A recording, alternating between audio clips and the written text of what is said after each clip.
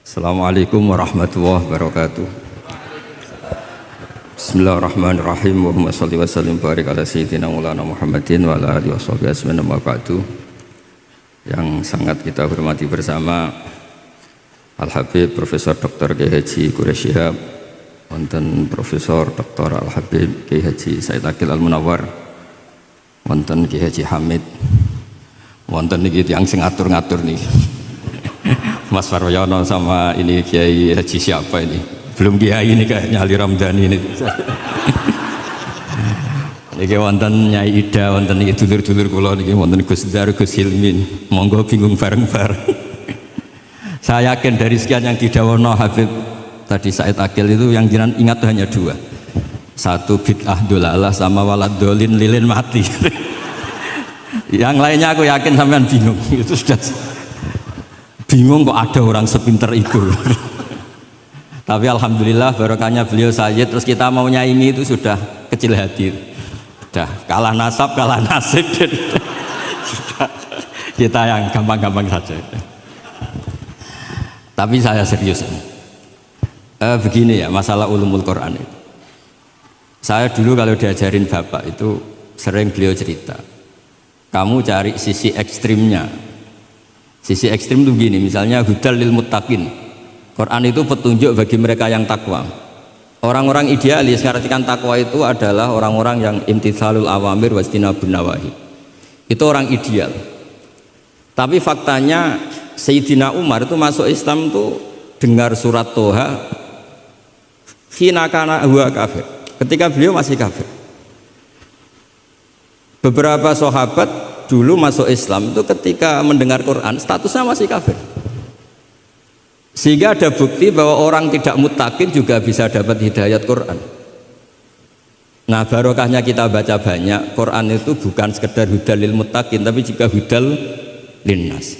Lalu dianalisis, oh jangan-jangan lil muttaqin ini cara balaghah min babil iktifa lil muttaqin wa ghairihim. Buktinya ada ayat lain yang menyebutkan hudal linnas. Ini itu awal dari disiplin ilmu, sehingga memang tidak bisa kita mengartikan Quran tanpa baca tafsir yang banyak. Kemungkinannya tadi tambah pinter atau tambah bingung tadi. Nah, soal kita tetap tidak bisa itu ya alhamdulillah, memang manusia didesain wa kanal insanu dzaluman jahula. Jadi kalau kita bodoh itu sesuai rencana Tuhan memang itu. Jadi tidak usah disesali, biasa aja memang. Dari dulu juga sudah direncanakan kita ini berstatus wa kanal insanu dzaluman jaulah. Itu cara balaghah itu dzaluman banget, dolime jaulan itu banget bodohnya.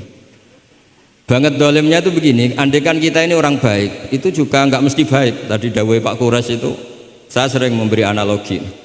Saya ini kata orang banyak itu ketok.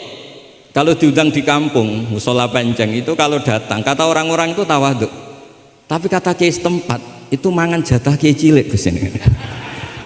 Jadi yang satu bilang tawaduk Gus, yang satu bilang cek mentalan Gus jatahku mbok jupuk gitu. Sehingga saya sering cerita ada acara manakiban, biasanya kalau kiainya itu tuh Pak Said dapat ayam paling besar kalau kiainya, kalau yang lainnya itu ya suwiran itu. Barokahnya saya tidak datang, yang dipakai itu kiai-kiai yang kira-kira mabadik fikih. Saya ini kan dianggap kiai kolyubi. Itu maturnunya sama saya itu maturun Gus jiran gak teko. Aduh aku untuk suwiran gitu. Karena sekali saya yang datang itu ya kira-kira bintangnya saya. Jadi kadang-kadang antara tawaduk dan ngambil jatah itu gak jelas. Nah ini pentingnya ngaji ijtihad. Makanya di sahabat kita muwafaqat. Ijtihad itu satu logika yang gak konsisten. Sebab itu Rasulullah SAW itu kalau ngendikan apa saja itu ya juga dianalisis oleh sahabat. Misalnya begini, ya ummul qauma aqra'uhum li kitabillah. Tentu imam itu yang terbaik. Tapi di beberapa kejadian akabirus sahabah itu pernah makmum sama Salim Maula Hudzaifah. Itu orang yang kelas nasabnya marganya itu jauh di bawah Abu Bakar Umar. Tapi beliau makmum sama Salim Maula Hudzaifah. Bahkan beberapa riwayat yang Nabi ngendikan cara shorihan itu sama sahabat masih dinego. Karena ada ranah istihad. Misalnya Nabi ngendikan la tusalliyanna asra ila fi bani Quraidah. Ternyata mendekati Bani Quraidah kadati syamsu antahruba, matahari hampir terbenam. Sebagian sahabat berpikir kita harus sholat di sini karena matahari mau terbenam. Sebagian yang lain enggak, Nabi bilang jangan asar kecuali di Bani Quraidah. Separuh sholat asar, separuh enggak. Falam yu'annif ahadan minhum, Nabi enggak menyalahkan salah satu karena ini masalah apa? Ijtihad. Jadi ini matur juga Gus Samit, saya tadi dari rumah bilang sama keluarga, saya datang tapi mau pamit, ini saya sudah mau jadi resi, mau uzlah. Karena ya itu tadi, kalau saya ngisi terus itu apa tawadu, apa nutup jatahnya orang lain itu juga gak jelas, nanti hisabnya itu apa ya, gak jelas. Bapak itu sering ngajari gitu, Pak itu kiai sepuh jadi imam masjid istiqomah sekali sampai tua. Itu istiqomah apa mau digenti kan? Itu istiqomah atau nggak mau regenerasi? Jadi orang tuh biar mikir. Saya beri contoh sekian pentingnya ijtihad. Karena Rasulullah Shallallahu Alaihi Wasallam idan sorofa min sholatihi akbala aliyah nabi wajih. Sehingga banyak orang, banyak imam kalau habis sholat itu langsung menghadap ke makmumin. Kalau di Indonesia menghadap ke timur. Tapi di beberapa tabwibnya Imam Bukhari atau Tarjamatul Bukhari, beliau menyebut itu lil mau'idah. Buktinya setelah itu Nabi ngendikan ara'aitakum lailatakum hadhi. Kamu mimpi apa? Coba terangkan ke saya. Sehingga terus ada yang mempraktekkan boleh menghadap ke makmumin kalau li ta'lim atau lil mau'idah. Tapi banyak juga ulama yang menganalisis itu bentuk maklumat anna sholata inqadat, bahwa sholat itu selesai. Takutnya Nabi kalau tetap menghadap ke barat sesuai bentuk duduk tawarruk atau tahiyat akhir, atau itu nanti dikira Nabi fi sholat. Sehingga orang yang datang kemudian Allahu Akbar makmum sama Nabi itu bahaya betul dalam bab sholat. Karena robtus sholat biman laisa fi sholatin. Berarti makmum tadi menggantungkan sholatnya dengan orang yang sudah tidak sholat. Sehingga dibutuhkan sikap memaklumatkan kalau sholat itu inqadhat. Dengan cara apa? Boleh menghadap ke timur, boleh menghadap ke utara kalau dalam konteks Indonesia. Kalau kata Imam Syafi'i, ja'alul makmumin janibal yamin, berarti orangnya menghadap ke utara kalau enggak. Nah, analisis seperti ini penting karena Nabi memang nggak konsisten. Kadang akbala aliyah nabi wajih, kadang istaghfaro salasan suman sorofa, kadang apa. Sehingga barokahnya ilmu itu akan luar biasa. Tadi juga disebutkan menyangkut bid'ah. Kalau sampai belajar ulumul hadis, Said Muhammad menulis dalam kitab Abwabul Farad, kalau bid'ah itu artinya yang nggak pernah diajarkan Nabi, itu berapa kejadian zaman Rasulullah yang Nabi membenarkan sesuatu yang Nabi sendiri itu tidak tahu. Masyhur itu ada sahabat ketika i'tidal bilang Rabbana lakal hamdu hamdan katsiran thayyiban mubarakan fi. Kita tahu ajaran Nabi adalah Rabbana lakal hamdu bil samawati atau mil as-samawati wal ardh. Sehingga setelah sholat Nabi tanya, ayyukumul qail, siapa tadi yang melafadzkan itu? Semua sahabat itu diam karena takutnya Nabi menyalahkan. Ternyata Nabi ngendikan, tadi siapa yang melafadzkan itu? Fa inni ra'aitu isna asyara malakan yabtadiruna ayyuhum yaktubu awwal. Anggap aja ini kontes kecerdasan, makanya beliau itu cerdas banget. Ben sawangane ana kiye Jawa cerdas, ibu-ibu cerdas. Ajane kula niku nggih sungkan. Enggak, saya tadi melihat 12 malaikat, wa fi riwayatin salasina malakan, itu ada beberapa riwayat. Yang mereka itu berebut menulis siapa yang menulis pertama. Saking indahnya kalimat itu. Terus ada orang bilang, ha ana ya Rasulullah, tadi saya. Itu min ghairi sabqit ta'lim, tapi tidak mengajarkan itu dulu. Terus Said Muhammad melihat lagi peristiwa Bilal. Ya Bilal, kamu itu punya ngalaman apa sih sampai saya mendengar dafana alaika fil jannah. Saya melihat Quran alaika fil jannah. Ketukan sandal kamu di surga. Bilal cerita, saya tidak pernah wudhu gini-gini kecuali saya sholat dengan wudhu itu. Dan banyak lagi amal-amal sahabat yang min ghairi sabqit ta'lim kemudian di-ACC oleh Nabi. Andai kan bid'ah itu yang belum diajarkan Nabi, tentu semua itu salah. Kowe sing marahi sapa? Ora tak warai kok kreasi dhewe. Fa'antal musyarri'. Ndak, Nabi ternyata mengiyakan. Yang ketiga yaitu peristiwa kulhu. Ada imam di Masjid Kuba, kila fi syariatin Nabi arsala syariatan itu selalu kalau imam itu baca kulhu sampai makmumnya itu jenuh karena main kulhu terus. Singkat cerita si imam ini dilaporkan, ya Rasulullah, imam yang kau tugaskan ke kita ini main kulhu terus. Itu gimana ya Rasulullah? Tapi Nabi karena bijak panggil orang itu, dipanggil. Kenapa kamu sering baca kulhu? Li anna suratal ikhlas sifatur rahman fa ana uhibbuha. itu surat yang benar-benar hanya nerangkan Allah sehingga saya suka. Kalau surat lainnya itu kan surat proposal. Misalnya Anda bilang uji budak watadai terus dongo.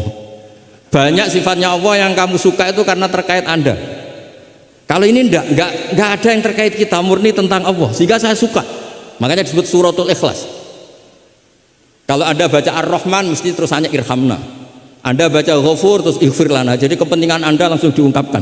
Apalagi yang Al-Mujib, wah langsung kemana-mana hajatnya disampaikan semua. Kamu yang punya utang, Allah yang kamu libatkan gitu. Ya kan? Kamu yang ingin wahyu, Allah kamu libatkan. Ya Allah, masih disuruh gak konangan itu kan. Gak ikut Allah, gak ikut utang, kamu libatkan suruh nyaur gitu kan. Tapi kalau surat Ikhlas tidak ada itu semua.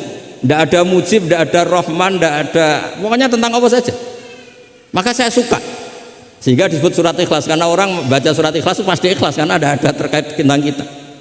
Tapi apa kata Nabi? Barusan Jibril datang memberitahu Allah itu suka kamu. Akhbirhu annallaha yuhibbu. Orang itu senangnya bukan main. Nah barokahnya ngaji seperti ini. Kalau Anda melihat imam main kulhu saja, orang alim alama itu pasti baca hadis tadi. Tapi Imam Ahmad tuh gak suka ada orang sering baca kulhu. Ini cerita istihad, gak suka. Beliau dikasih tahu ini kampung ini sering baca Yasin, kampung ini sering baca kulhu. Marah besar Imam Ahmad. Ayuh jarul Quran, ayuh jaru ghairu suratil Ikhlas, ayuh jaru ghairu surati Yasin. Memangnya Quran hanya kulhu. Kamu ridho kalau Quran lainnya gak dibaca?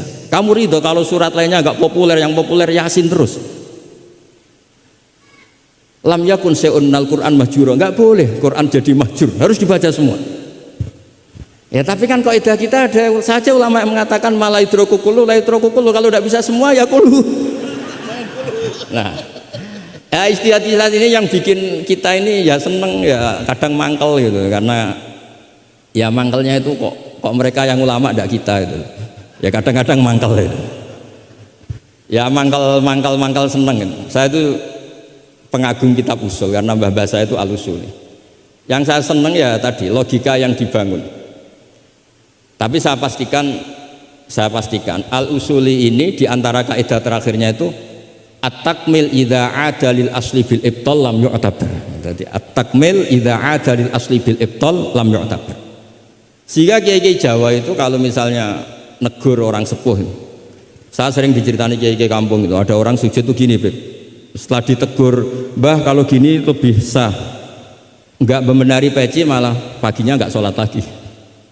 Jadi makanya Kiai Jawa itu males negur karena jadinya nggak dibenahin, jadinya nggak sholat. Jadi itu masuk kaidah at-takmil idza ada lil asli bil ibtal lam yu'tabar. Jadi kalau dipaksakan ideal itu malah al aslunya hilang. Makanya kitab ini yang saya baca, kitabnya Imam Syatibi. Asy-Syatibi itu ada dua, ada Asy-Syatibi al-Usuli, ada Asy-Syatibi yang al-Muqri, yaitu yang ngarang Khirzul Amani itu ya. Nah itu ini nanti saya baca beberapa kaidah dalam ulumul Quran. Jadi istihad itu tidak bisa, tidak benturan. Saya sering cerita di mana-mana. Dulu Imam Syafi'i itu pengagum kemiskinan karena kalau orang miskin itu tidak ada hisabnya. Oh senangnya bukan main dengan miskin, selain faktanya miskin, senang tapi dengan orang miskin karena ada hisabnya. Setelah ngaji sama Imam Malik, beliau tanya, siapa orang yang selevel jenengan ya Malik? Ya dulu ada Imam Abu Hanifah, sekarang sudah wafat, tapi ada muridnya, namanya Muhammad bin Hasan Asy-Syaibani. Setelah beliau datang, Muhammad bin Hasan Asy-Syaibani itu kalau ngitung emas itu di meja tamu, ngitung uangnya di meja tamu, buahnya. Imam Syafi'i itu ngelus dodo, orang sealim ini kok kedonyan ya. Tapi kata Muhammad Hasan Asy-Syaibani, kalau kamu orang soleh gak boleh punya uang, gak boleh kaya, ini tak kasihkan sama lonte, sama koruptor, sama tukang dugem, tukang tukang judi. Jangan kalau dipakai orang fasik nanti gak karu-karuan, jenengan saja. Baru sadar, iya ya.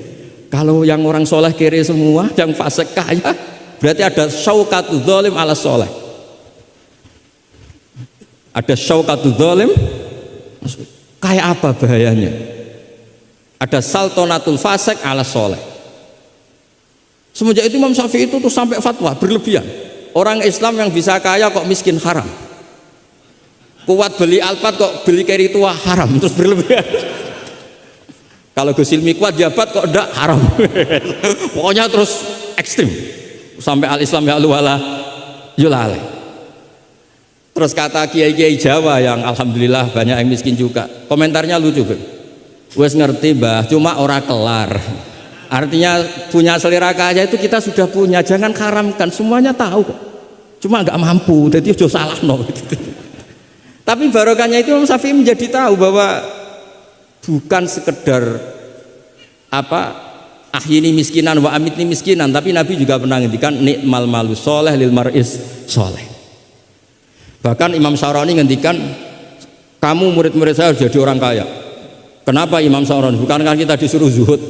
Nanti kamu kebingungan baca ayat ini, terus beliau baca anfiku gitu. Artinya kalau kamu miskin pas baca anfiku mimma razaqnakum kamu bingung karena kamu nasibnya yunfakun. Qurannya itu yunfikun bukan yunfakun. Yunfikun itu memberi bukan diberi. Jadi itu istihad. Maksudnya ini istihad. Jadi istihad itu sesuatu yang harus kita buka. Ya seperti inilah. Saya tidak tahu ini Gus Hamid ngundang saya ini apa ganjaran apa enggak. Kalau melihat seneng orang alim, silaturahim ya ganjaran. Tapi kalau tanyakan santri saya yang sekarang mungkin baru sorogan sama saya ikhya apa? Ganggu saja bodoh kerapia. Tidak tahu nanti yang didengar Allah itu komennya yang di sana dianggap sini pengganggu. Apa yang didengar Allah itu silaturahim dengan keluarga kerabat. Nggak tahu saya. Kulun muhtamilun. Kalau di mu'in wa fihi nadhurun. Supaya ya ini masalah istihad. Nggak bisa. Kata Imam Abu Hasan Asyadili fi mukasyafatihi, beliau ketemu Nabi Muhammad SAW, satu ketemu Nabi Nuh. Kata Nabi Muhammad gojolek Nabi Nuh, andaikan kamu tahu anna fi aslabil kuffar man saya'budu wa la yusyriku bihi syai'an, kamu tidak akan mendoakan mereka la tadzar alal ardi minal kafirina dayar. Nabi ketika dihujat kayak gitu di Abdul Yalil di Taif, itu kan sampai malaikatul jibal bilang, kalau kamu mau Muhammad, kalau kamu mau ya Rasulullah, mereka akan saya habiskan. Apa kata Nabi? Bal arju ayyukhrijallah min aslabihim ma ya'budu wa la yusyriku bihi syai'an. Mungkin bapaknya belum iman tapi nanti anak-anaknya iman. Kita tahu kan Abu Lahab punya anak Darro, Abu Jahal punya anak Ikrimah, Walid yang kayak gitu getol Nabi punya anak Khalid. Kayak apa sabarnya Nabi Kak? Seperti sabarnya kiai-kiai di Indonesia. Bapaknya itu gak poso, ya ora salat. Anaknya itu TPG. Gara-gara anaknya cilik poso itu njuk gendong bapaknya. Sesuai bapaknya isin melok poso. Saking harunya melihat anaknya puasa. Abdullah bin Ubay bin Salul itu punya anak itu solehnya minta ampun. Saya tidak tahu ketua pondok apa berdarah mondok di Rasulullah. Itu termasuk min ajal italamidihi Abdullah bin Ubay. Punya anak Abdullah juga namanya. Itu sampai ketika ya Rasulullah bapak saya itu meninggal. Tolong dikasih syafaat. Ya. Saya ingin kafannya itu jubah jenengan. Fanaza jubah tahu dikasihkan. Tidak sekedar itu. Tolong ludahi ya Rasulullah biar bisa. Diludahi Pak. Sampai Umar itu ya Rasulullah apa engkau tidak ingat Abdul bin Ubay ngomong gini, enggak pernah ada. Ya nanti saya mintakan maaf ya Umar. Tapi kata Allah intastaghfir lahum sab'ina marrah falaya wa sa'azituhu ala sab'in. Kalau 70 enggak bisa nanti saya tambah. Itu karena ngergani anaknya. Kata banyak ulama mengatakan aslama bi ra'fati Rasulillah wa bi ahwali Rasulillah itu alfun min ahli baiti kaum. Jadi gara-gara sikapnya Nabi yang simpatik, orang kampung yang gengnya Abdul bin Ubay itu menjadi Islam semua. Wong kok apike gitu, orang kok sebaik itu Rasul. Haru. Artinya gini, ada bukti bahwa anaknya orang nggak karu-karuan itu ya bisa mondok. Bapaknya tidak bisa baca Quran, anaknya hafid, pasti wisuda itu nangis. Nangisnya karena saya itu baca Quran aja tidak bisa kok anak saya hafid. Nah, roja ini loh yang menjadikan kita semangat, tetap nggak frustasi nyai di Indonesia. Karena Nabi ketika melihat kafir harbi saja, Nabi tetap menghentikan bal arju. Saya berharap ayyukhrijawah min aslabihim ma ya'budu wa la yusyriku bihi syai'an. Nah ini sekaligus supaya saya di sini ada gunanya. Andai kan undangan ini salah juga sebagai kafaroh, Gus Hamid, kafaroh semuanya. Saya baca Muwafaqat karena saya pernah virtual sama beliau nerangkan usul fikih. Saya juga bingung kayak dua orang yang ngatur saya ini. Tapi saya senang sama usul fikih itu. Saya baca, semoga ini barokah sekaligus saya minta ijazah sama Habib Said Aqil Al-Munawwar. Di antara cara ulama mensifati Rasulullah Shallallahu Alaihi Wasallam itu di antara cara madh Rasulullah itu begini. Ba'asahu seterusnya terus bimillatin hanifiyatin. Terus beliau ngendikan tahdil kafah fahiman wa ghubiyah. Jadi agama ini tahdil kafah fahiman wa ghubiyah. Wa tarfuku bijami'il mukallafin muti'an wa asiyah. Itu ketika saya tarik muti'an wa asiyah itu gimana? Bagaimana millah? Hadil millah ini bisa tarfuku bijami'il mukallafin muti'an wa asiyah. Nabi kayak apa? Cerita orang baik yang ideal, yang melakukan imtitsalul awamir wastinabun nawahi. Tapi Nabi juga ngendikan syafaati li ahlil kabair min ummati. Kayak apa Quran mengajarkan kita kebaikan yang ideal? Wa ibadur rahmanil ladzina yamshuna 'alal ardi hauna wa idza khatabahumul jahiluna qalu salama wal ladzina yabituna li rabbihim sujada wa qiyama wal ladzina, itu ideal. Ada lagi yang ideal disebutkan muhsinin itu apa? Alladzina yunfikuna fis sarra'i wad dharra'i wal kadhimina al ghaidha wal 'afina 'anil nas, terusnya. Tapi Allah juga ngendikan qul ya ibadiyalladzina asrafu 'ala anfusihim la taqnatu mir rahmatillah. Mereka yang asrofu Allah masih manggilnya ya ibadihi, hamba-hambaku, kamu kesini anibu ila rabbikum aslimulah. Kayak apa?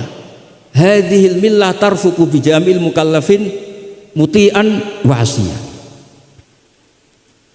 Sehingga Nabi ngertikan mangqala la ilaha illallah jannah wa in zana wa in sarqa wa in zana wa in sar. Itu kebetulan yang tanya itu Abu Dzar. Abu Dzar itu orang yang fikihnya itu ekstrim. Malah yang didhawuhi Nabi wa in zana wa in sarqa sampai tanya lagi, ya Rasulullah tenane. Kebetulan Nabi pas itu bangun tidur. Iya, wa in zana wa in sarqa sampai 3 kali. Saking Nabi itu karena beliau bantah terus sampai Nabi ngendikan ala rohmi anfi Abi Dzar. Oh dasar terang ora paham-paham.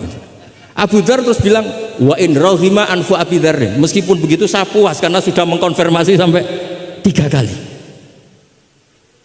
Sehingga dalam kenangannya Ka'bul Akhbar dalam kitab Khilyatul Auliya ketika cerita manaqibu Ka'bil Akhbar.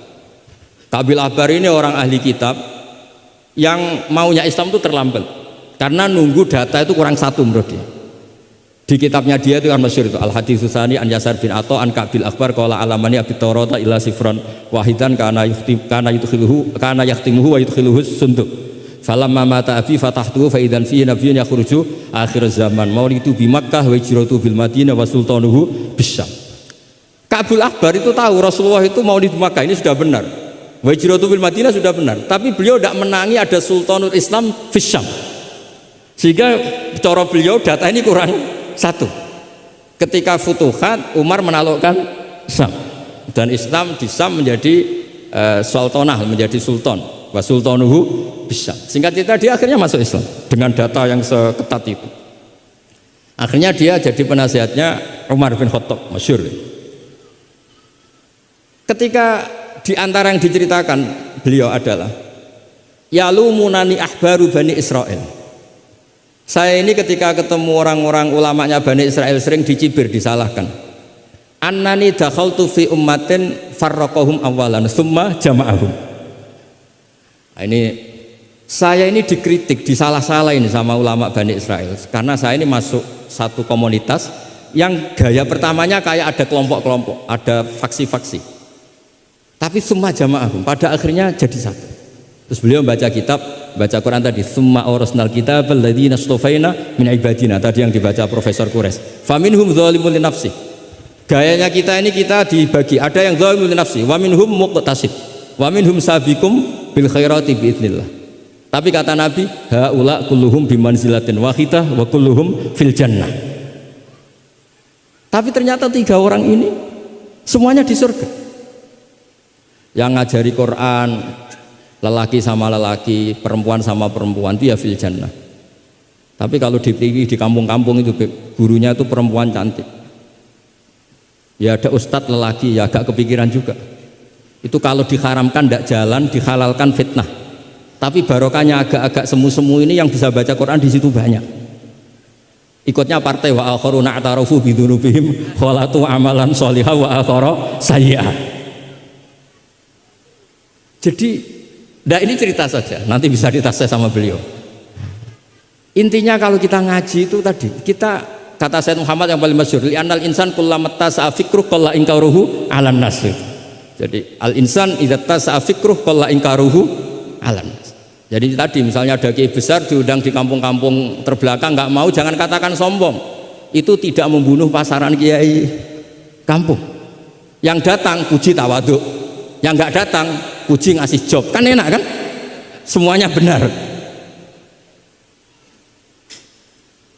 Semuanya apa? Loh, saya kalau bilang Kemenak tidak datang karena ngasih jatah jenengan-jenengan ini. Kalau saya datang bisa majub ini. Ya ini sekaligus minta ijazah saya baca mukadimahnya supaya. Nah ini banyak keluarga saya sama dari keluarga Lasem. Ini saya baca ilmu usul fikih saya supaya semuanya dapat ijazah dari Habib Said Al-Akhir Al-Munawwar. Bismillahirrahmanirrahim. Fahiya tahmilul jamma al-ghafir dhaifan wa qawiyya. Jadi agama ini menanggung orang yang dhaif juga orang yang kuat. Yang kuat diwajibkan zakat, yang dhaif sebagai mustahik zakat.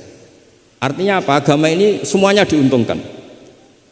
Terus muti'an wa asiyat, terus wataku tuhum bi khazaimihim min qadan wa abiyya, wa tusawwi bainahum bi hukmil adli syarifan wa daniyah, wa tubawi uhamilaha fid dunya wal akhirati makanan aliyah, wa tudrajun nubuwatu baina jambaihi wa illam yakun nabiyya, wa tul bisu al muttasifa biha malbasan saniyah hatta yakuna lillahi waliya. Ini kata beliau, orang yang ilmunya cukup itu kata beliau dijamin hatta yakuna lillahi waliya. Karena tidak ada orang yang syafaqah sama umatnya Rasulullah SAW kayak orang alim.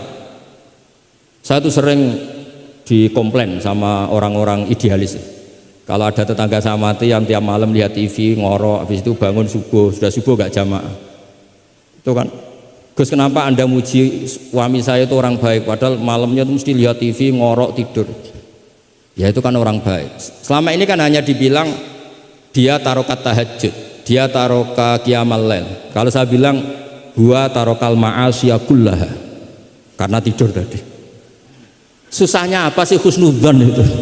Memang gara-gara gaya dia begitu kan tarokat tahajud, wa taroka qiyamal lail. Tapi juga harus kamu ingat, wa taroka dugem, wa taroka kada wa kada. Karena yang dikatakan taat itu tarkul manhiyat.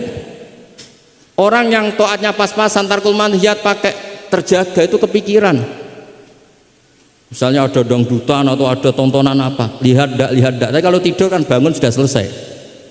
Makanya ada wa min ayatihi manamukum billaili wan nahari. Kata Imam Ghazali, hatta inna khaira ibadatim an-naum. Suatu saat zaman akhir ibadah terbaik itu tidur.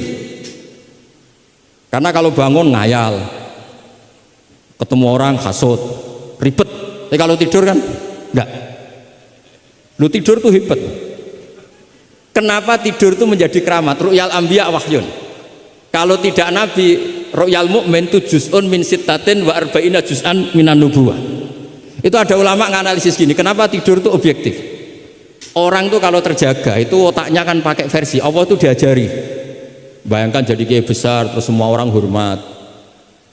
Bayangkan kiai besar semua orang tunduk, istrinya banyak, taat semua, rukun semua. Semua kan ngayal-ngayal. Terus presiden soal apa, pokoknya ngayal-ngayal. Allah itu diatur kayak dunia miliknya. Surga juga diatur, dia masuk surga yang ini kayak tadi kata milik banyak. Tapi kalau orang tidur itu kan nol, dia tidak punya ikhtiar sama sekali. Nah barokahnya tidak punya ikhtiar sama sekali ini, kalau Allah mau ngasih ilham atau busyra itu orisinil.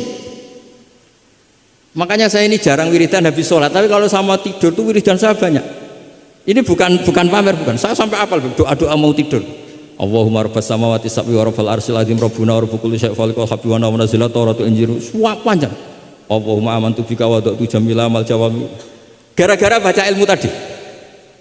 Orang habis sholat wiridan, habis itu jalan-jalan, ketemu orang cantik terus nyesel di rumah ndak kayak itu apa, pokoknya masih banyak masalah. Tapi kalau orang mau tidur, wah ini kalau keterusan bangun-bangun ketemu mungkar nakir. Kalau takut mati, tahu-tahu dibaca orang, kita tidak bisa ikhtiar. Apapun itu riskannya, masya Allah namanya tidur. Tapi kita berani karena tawakal sama Allah. Nah itu kalau kamu bisa mengenalkan itu tidur kamu dengan kualitas juz'un min sittatin wa arba'ina juz'an minan nubuwah. Saya itu pernah tidur, ini cerita ke sampean, tidak sering tapi pernah. Belajar kitab sak nomornya itu tak lihat itu persis. Dia hanya ingin meraktekkan itu. Ya karena tadi kalau betul ru'yal mukmin itu juz'un min sittatin wa arba'ina juz'an minan nubuwah. Makanya ada anni arafil manami anni atbahu. Makanya ketika Said Muhammad cerita kalau ada kritikus tentang kitab Madaih karena kadang pakai cerita ru'yal kafir, itu kata Said Muhammad di era sebelum Rasulullah SAW itu semua ru'ya itu orisinil. Ketika Fir'aun mimpi bahwa ada an-naron akhraqat baitahu, terus ditakwil anna waladan min auladi bani Israel ahlaka mulkahu. Akhirnya nyata apa enggak? Nyata kan? Padahal itu ru'yal kafir. Fir'aun mimpi ada nar sing akhraqat baitahu, terus ditakwil ada waladan min bani Israel ahlaka napa? Mulkahu. Nyata padahal itu ru'yal kafir.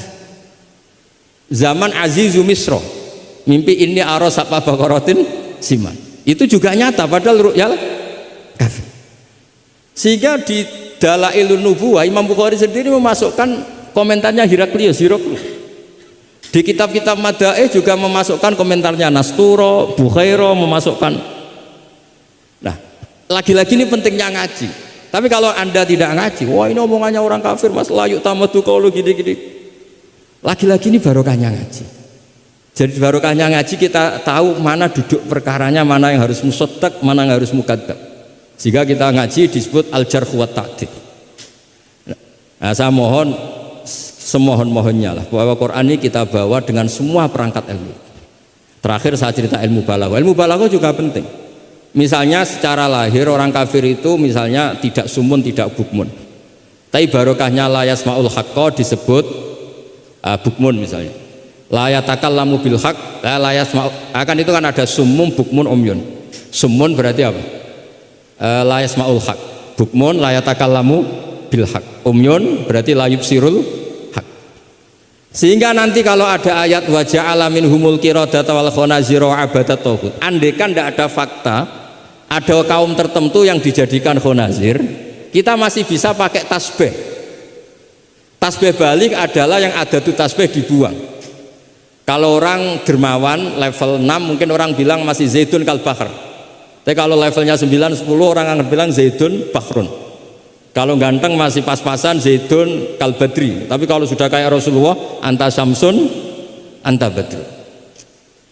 Nah pentingnya ilmu itu adalah ketika ada ayat yang dohirnya misalnya ada tadi wa ja'ala minhumul qiradata wal khanazira abadat taghut. Ternyata misalnya kalau itu fakta ya sudah selesai kan, berarti itu hakikat. Tapi itu misalnya tidak fakta, kita masih bisa mentakwil dengan qulubuhum atau apalah mentalnya mislul khonazir mislal kirot. Tapi kalau kita tidak ngaji balaghah, semua lafadz kita anggap apa? Tekstualis dan kita anggap hakikat, berarti terus nganggap pernah ada periode yang orang itu dijadikan seperti itu. Nah, lagi-lagi yang nyafaat itu semua adalah ilmu. Ya, jadi ini sekaligus mohon bab ini ijazah kitab muwafaqat supaya semuanya dapat dan dapat berkah dari Rasulullah sallallahu alaihi wasallam. Assalamualaikum warahmatullahi wabarakatuh.